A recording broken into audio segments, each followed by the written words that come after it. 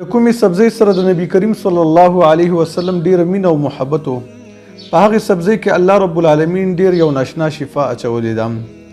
د هغې بیمارانو دپاره چې یو مسلمان ورور یا خور چې زړه یې غمجن وي، پریشان وي، بې اطمینان وي، یا هغه بیمارانو دپاره چې سخته تبه وي یا بدن کې ګرمۍ شي، د هغې دپاره دا یو ناشنا علاج دی. امام ابن قیم رحمه الله په خپل کتاب زاد المعاد کې فرمایي همدغه شانتې د قبض دپاره هم او د نیم سري درد دپاره چې د سر په یو طرف باندې درد دی، د هغې دپاره دا یو بهترین علاج دی. هغه سبزي کوم یو ده چې نبی کریم صلی الله علیه وسلم ورسره مینه وه. امام بخاري رحمه الله حدیث نقل کړی. انس بن مالک رضی الله عنه فرمایي یو صحابي رالو رسول الله صلی الله علیه وسلم ته دعوت ورکو د خوراک دپاره. انس رضی الله عنه فرمایي زه هم د نبی کریم صلی الله علیه وسلم سره لاړم.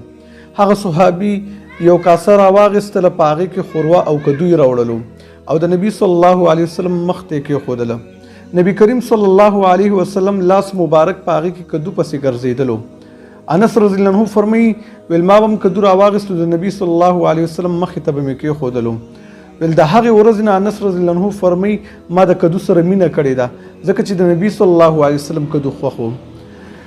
په شرح د مسلم کې امام نووي رحمه الله وی ویل اهل علم دا وایي چې د هر مسلمان دپاره دا مستحبه ده چې د کدو سره مینه وکړي، ځکه چې د نبي صلی الله علیه وسلم ورسره مینه وه. قرآن کریم کې الله رب العالمین د یونس علیه السلام واقعه ذکر کړې ده چې کله یونس علیه السلام مئی تیر کو، د هغې نه وروستو یې بهر پرېښودلو.